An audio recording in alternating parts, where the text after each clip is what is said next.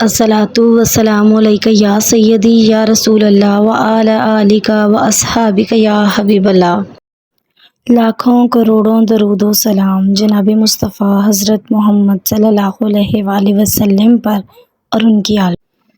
جہاں سر جھکے وہ مقام خدا ہے، جہاں دل جھکے وہ مقام محمد صلی اللہ علیہ وآلہ وسلم۔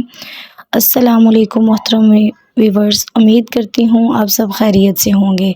رب کریم سے دعا ہے آپ سب کو اپنے حفظ و ایمان میں رکھے، آپ سب کو آسانیاں بانٹنے والا بنائے، آمین۔ ہم نے درود پاک کے فضائل دیکھے ہیں، برکات دیکھی ہیں، فیض کیسے ملتا ہے ہم نے کچھ حد تک جاننے کی کوشش کی ہے، لیکن آج میں ایک ایمان افروز واقعہ آپ کو سناؤں گی جس سے آپ کا درود پاک پر مزید جو عقیدہ ہے، عقیدت ہے، جو محبت ہے وہ آپ کی بڑھ جائے گی درود پاک سے۔ واقعہ کچھ یوں ہے کہ ایک مسلمان تھا اور اس کا جو ہمسایہ تھا وہ یہودی تھا۔ وہ مسلمان جو ہے وہ نبی پاک صلی اللہ علیہ وسلم پر درود بھیجتا تھا، درود و سلام پڑھتا تھا اور ہر ایک کو تبلیغ بھی کرتا تھا کہ جب بھی نبی پاک صلی اللہ علیہ وآلہ وسلم پر درود پڑھتے ہیں تو ہر ایک کی دعا قبول ہوتی ہے۔ وہ یہ ہر وقت کہتا رہتا تھا کہ جب حضرت محمد صلی اللہ علیہ وآلہ وسلم پر درود پڑھتے ہیں تو ہر دعا قبول ہوتی ہے، ہر مراد پوری ہوتی ہے، ہر حاجت پوری ہوتی ہے۔ وہ جہاں کہیں بھی جاتا وہ یہی الفاظ جو ہے وہ دہراتا رہتا۔ تو اگر کسی محفل میں بیٹھا ہوتا تو وہاں پہ بھی یہی دہراتا، اگر کسی سے ملتا تو وہاں پہ بھی یہی الفاظ دہراتا کہ جب حضرت محمد صلی اللہ علیہ وآلہ وسلم پر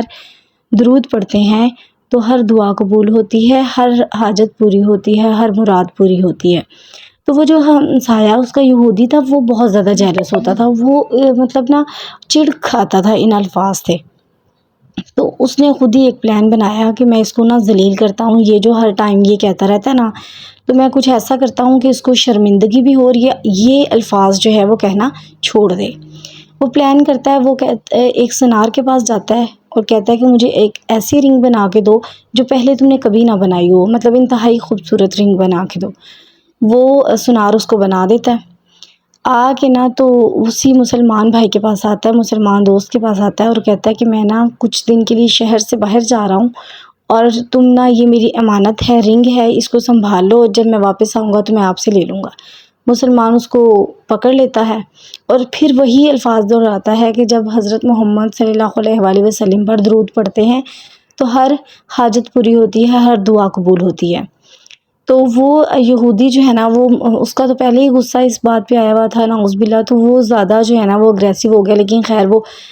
چھپ گیا، کہیں اس نے دیکھ لیا، چھپ کے دیکھ لیا کہ اس مسلمان نے جو انگوٹھی ہے وہ کہاں پہ چھپائی ہے۔ جب وہ رات کا اندھیرا ہوا تو وہ لوگ سو گئے، مسلمان اور اس کی بیوی سو گئے، تو اس نے رات کے اندھیرے میں وہ انگوٹھی وہاں سے لے لی اور جب کشتی میں بیٹھ کے سمندر میں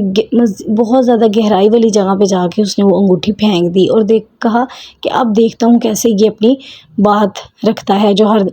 ٹائم جو ہے وہ تبلیغ کرتا رہتا ہے درود پاک کی۔ ایک دن کے بعد وہ واپس آ جاتا ہے اور جو ہے وہ آ کے کہتا ہے مسلمان دوست سے کہ بھائی میری امانت واپس کر دو۔ وہ مسلمان دوست کہتا ہے کہ ہاں وہ تم لے لینا واپس، لیکن آج میں ایک بہت زبردست مچھلی جو ہے وہ سمندر سے پکڑ کے لایا ہوں، بہت بڑی مچھلی ہے، تو تم بھی آؤ، پہلے ہم کھانا کھاتے ہیں اور اس کے بعد تم اپنی امانت لے کے واپس چلے جانا۔ وہ کہتا ہے ٹھیک ہے، لیکن یہودی تو دل میں خوش ہو رہا ہوتا ہے کہ میں جو ہے وہ آج تو یہ ذلیل ہوگا، لیکن آپ یاد رکھیں کہ نبی پاک صلی اللہ علیہ وآلہ وسلم پر درود پاک پڑھنے والا نہ تو اس دنیا میں ذلیل و رسوا ہوتا ہے اور نہ ہی آخرت میں، یہ خاص کرم ہوتا ہے درود پاک پڑھنے والے پر۔ اچھا جی، وہ جو ہے اس نے مسلمان دوست نے اپنی بیوی سے کہا کہ دوست بھی ہے میرا، تو اس نے بھی کھانا کھانا تو اپنا کھانا پکائیں، فش بنائے۔ وہ مچھلی بنانے جب اس کو کاٹنے لگی ہے تو اس نے چیخ ماری، اپنے ہسبینڈ کو بلایا، مسلمان کو بلایا، تو کہنے لگی کہ یہ دیکھیں میں نے کیا دیکھا ہے۔ وہ جب دیکھا تو اس میں رنگ تھی اچھا اس نے وہ مسلمان نے نا وہ پکڑ کے نا تو اس کو رکھ لیا اور اس کے بعد کھانا کھایا۔ یہودی نے کہا کہ اب تو کھانا کھا لیا تو اب آپ نا میری امانت واپس کر دیں، اور یہودی جو ہے وہ دل میں خوش ہو رہا ہوگا کہ اب یہ پریشان ہوگا اور پھر میں اسے پوچھوں گا کہ کیا تم ہر ٹائم جو ہے نا وہ کہتے رہتے تھے، تو اب کہاں ہے وہ تمہاری بات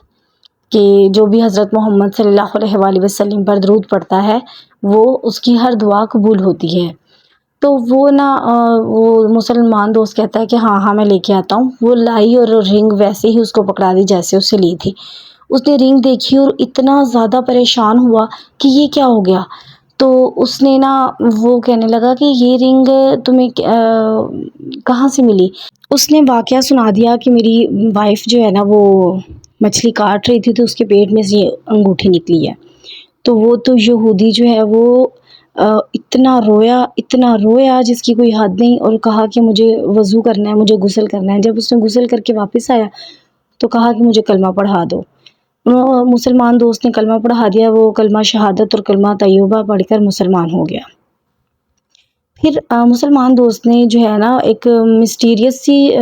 سٹوری ہو گئی تھی کہ مطلب مسلمان دوست کو تو کچھ سمجھ نہیں آ رہا تھا یہ کیا واقعہ یہ۔ پھر اس نے پوچھا کہ یہ کیا ماجرا ہے، تو وہ پھر بتانے لگا کہ میں نے ایسے ایسے تمہارے گھر سے انگوٹھی کو چرا لیا تھا اور میں نے اس کو سمندر کی گہرائی میں پھینک دیا تھا، لیکن اللہ تعالیٰ کی قدرت دیکھیے کہ واقعی میں جو درود پاک پڑھتا ہے اس کی ہر دعا قبول ہوتی ہے، اور درود پاک پڑھنے والے کو جو ہے نا وہ اللہ تعالیٰ نہ تو دنیا میں ذلیل کرتا ہے نہ آخرت میں ذلیل و رسوا کرتا ہے۔ تو اس لیے نبی پاک صلی اللہ علیہ وآلہ وسلم پر درود و سلام بھیجنے کے لیے اپنے آپ کو باندھ دیجیے، اپنی کمر کو باندھ دیجیے، اپنی کمر کو کس لیجیے، کیونکہ نبی پاک صلی اللہ علیہ وآلہ وسلم پر درود پاک بھیجنے سے دنیا اور آخرت کی ہر منزل آسان ہو جاتی ہے۔ درود پاک ہی وہ واحد ذریعہ ہے جس کے ذریعے ہم نبی پاک صلی اللہ علیہ وآلہ وسلم کی قربت حاصل کر سکتے ہیں، اور جو نبی پاک صلی اللہ علیہ وآلہ وسلم کے قریب ہو گیا وہ اللہ کے قریب ہو گیا۔ اور اس زندگی میں ہمیں چاہیے کیا؟ اس زندگی میں ہمیں اس چیز کے علاوہ کچھ اور چاہیے نہیں کہ ہم اللہ اور اللہ کے رسول کے قریب ہو جائیں صلی اللہ علیہ وآلہ وسلم، کیونکہ یہ قربت حاصل کر لی تو زندگی کا ہر کام، آخرت کا ہر کام، ہر مشکل ہمارے لیے آسان ترین ہو جائے گی۔ کر کے تو دیکھیے، اپنے آپ کو اس کے لیے تیار تو کیجئے، پھر ہی آپ درود پاک کی حقیقتوں کو جان سکیں گے۔ اور دعا کرتے رہیے کہ اللہ پاک آپ سب کو درود پاک پڑھنے والا بنائے، بشمول میرے لیے بھی یہ دعا ضرور کیجیے گا کہ اللہ تعالیٰ مجھے بھی زیادہ سے زیادہ درود پاک پڑھنے کی توفیق دے۔ محترم ویورز، باقی عبادات جو ہیں وہ افضل ہیں، بہترین ہیں، لیکن درود پاک کو سب سے زیادہ فضیلت حاصل ہے، کیونکہ درود پاک ہر حال میں مقبول ہوتا ہے اور درود پاک کبھی بھی ریجیکٹ نہیں ہوتا۔ میں کہیں پہ سن رہی تھی کہ اگر کوئی بھی شخص ہے جو مطلب بہت ہی برا انسان ہے، بہت ہی زیادہ برا انسان ہے، ویسے تو ہم خود بہت برے ہیں، لیکن کوئی ایسا شخص جو بہت زیادہ برا ہے وہ بھی درود پاک پڑھے تو اس کا مقبول ہو جاتا ہے، چاہے اس کی کوئی اور عبادت قبول ہو یا نہ ہو، درود پاک ہر ایک کا قبول ہو جاتا ہے۔ اور پھر جب آپ مسلسل پڑھنے لگ جاتے ہیں تو آپ تو اللہ تعالیٰ کے پیارے بندے بن جاتے ہیں۔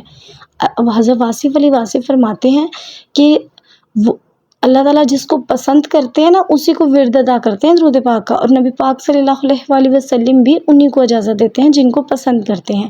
تو محترم ویورز، کوشش کیجئے کہ ہم آپ صلی اللہ علیہ وآلہ وسلم اور اللہ تعالیٰ کے پسندیدہ بندے بن جائیں۔ زیادہ مشکل نہیں ہے، بہت آسان ہے، بہت ہی زیادہ آسان ہے۔